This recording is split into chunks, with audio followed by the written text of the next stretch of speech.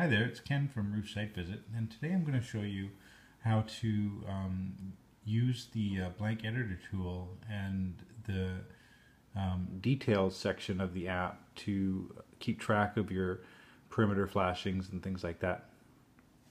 So I've already drawn a roof here, and I'm just going to set the scale so that we know how long everything is, and I'm just going to set the scale. I'm just going to say that this side is 100 feet right now. And I'm going to say set. Now, right now, there's no identity been attributed to any of those lines there. When you're doing a shingle roof, if you click on identify, you see all the things like eaves, rakes, ridges, hips, and valleys and things. But there's nothing really for flat roofing because there's so many different variations of details and things like that. So it's very difficult to attribute those kind of things. But if you do click on details down here, you will see that I have a bunch of letters here for you to sort out. So basically the way I use these letters is I'm just going to leave here. I'm just going to save my drawing here, and I'm just going to back out, and I'm going to go into this area of the app called blank editor right here, and I'm going to click on that, and you can see already that I've already drawn a couple of different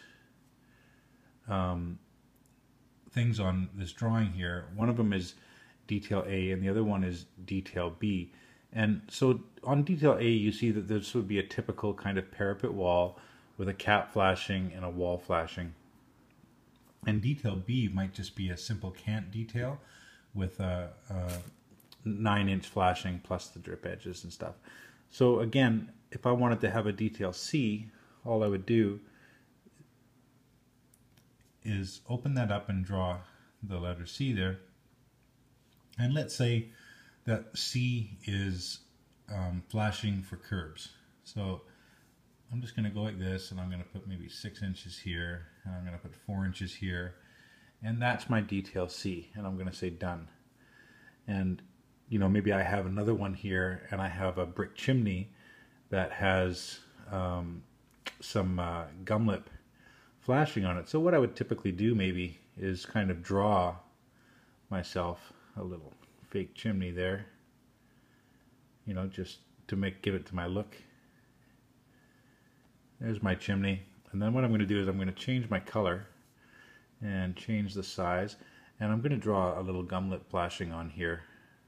This is a bell flashing for this particular one, and a little spot there to show that it's a gum lip.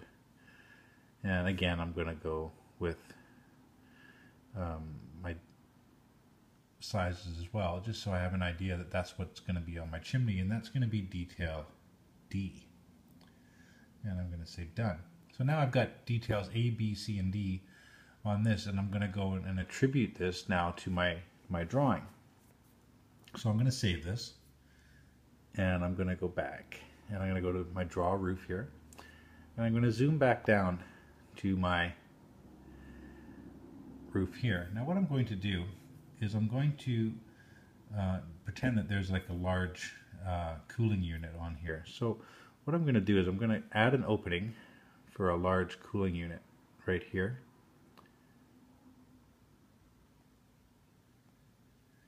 And then I'm going to add another opening,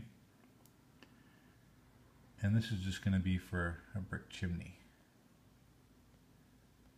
And obviously I could make those a little bit more square, but I don't need to at the moment. So what I'm going to do now is I'm going to identify, and I'm going to click on details, and I'm going to identify anything that's an A. So I'm going to go around here and I'm going to touch all these lines for anything that shows my detail A. And then I'm going to go identify details, detail B, and I'm going to touch that line there. Then I'm going to go identify details, detail C, which was the wall flashing. And then I'm going to go identify details, detail D, which was my gum lip flashing for my chimney.